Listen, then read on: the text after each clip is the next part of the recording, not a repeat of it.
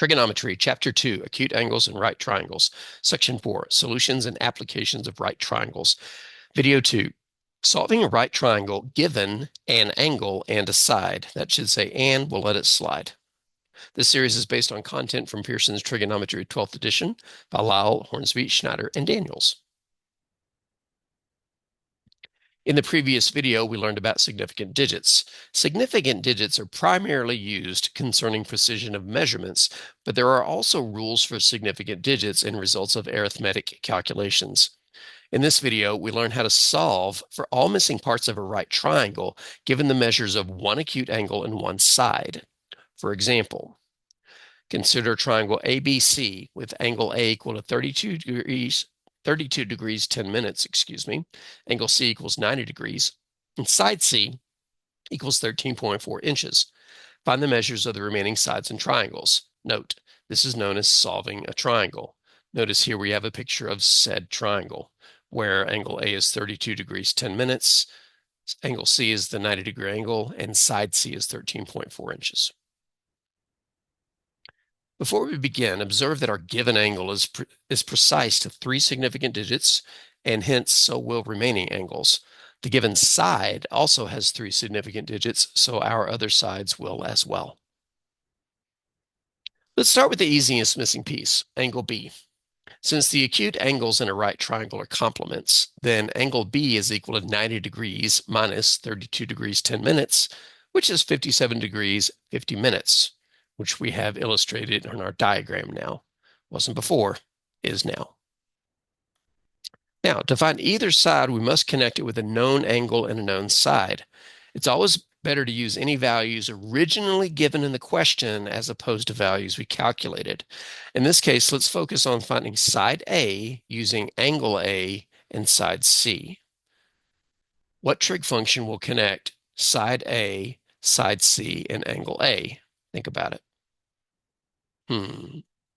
Well, since side A is opposite angle A and C is the hypotenuse, we can use either sine or cosecant. Let's use sine. Sine of angle A is side A over side C. Substituting angle and side C into the equation, we have sine of 32 degrees 10 minutes equals A over 13.4. At this point, we can either evaluate sine or solve for A. Since evaluating will force us to round, we save that for last. It's always best to round as late as possible. So let's multiply both sides by 13.4 to get A equals 13.4 times sine of 32 degrees 10 minutes.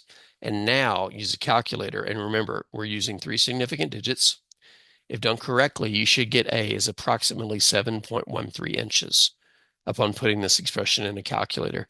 Be careful with the degrees, minutes, seconds. We discussed that earlier. The only missing part now is side B, and you may be tempted to use the Pythagorean theorem because we know 2 of the 3 sides. Resist. Using the Pythagorean theorem, that would use the value of A, which was not a given measurement. There's an error in that value. It's not precise. Any error invoked by our rounding could be compounded with future calculations. Instead, choose something that connects the given values, which were side C and angle A, to the unknown value side B. And since side B is adjacent to angle A, let's use cosine. Cosine of angle A is B over C. Substitute the angle in C to get this, and solve like we did before. Multiply both sides by 13.4, get out a calculator, and approximate this to 3 significant digits. You should get about 11.3 inches. And that solves the triangle. The key things to remember in this process are, number 1, make sure your answers have the same number of significant digits as the values used to create them, as opposed to using the rules from the previous video. This rule is better in my opinion. When possible, always use given values to find unknown values. Using previously calculated values can introduce an error into the final result that may deviate too much from the true value. Now you try. Pause the video and try the following. Solve triangle ABC if angle B equals 46.0 degrees, 3 significant digits, angle C equals 90 degrees, and A equals 29.7 meters, also 3 significant digits. I didn't mention the significant digits on the 90 because we're assuming it is an exact measurement with infinite precision, 90.00000. Pause the video and try it.